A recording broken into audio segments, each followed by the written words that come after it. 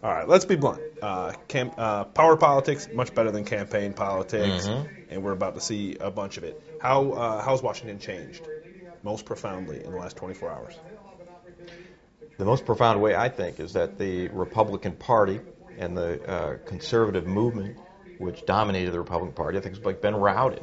Showed that 2006 was not a fluke. This was like a defeat that I think spread across the continent. You got Republicans losing the South. That's huge. You've got Republicans losing the tax argument. You've got Republicans losing in the suburbs.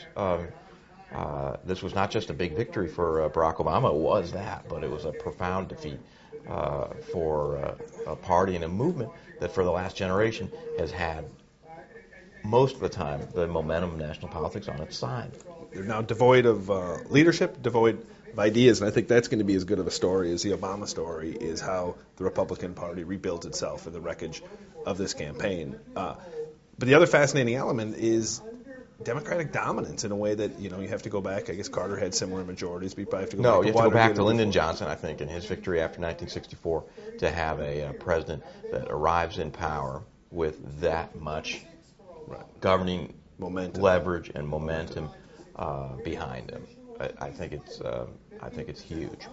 I don't think people fully appreciate like how big of a deal it is when you have both branches of Congress and the presidency, particularly with the majorities that he has. Now, he's going to be constrained because there's not a whole hell of a lot of money left in the budget to spend on things, but he's going to be able to do some things and move quick. And I think this notion that Rahm Emanuel might be chief of staff is a signal that he's going to play it fast and he's going to play it hard. I mean, there's tremendous desire in the country for nonpartisanship or kind of post-partisanship, people to get beyond politics that divides everything into Democrats and Republicans. I think people are and Barack Obama very skillfully tapped into that. I think people are going to be surprised to the extent that partisanship still dominates Washington. That's how people organize themselves in the Capitol. Like you either play for the shirts or the skins.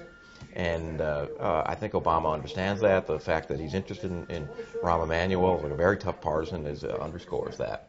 Bingo.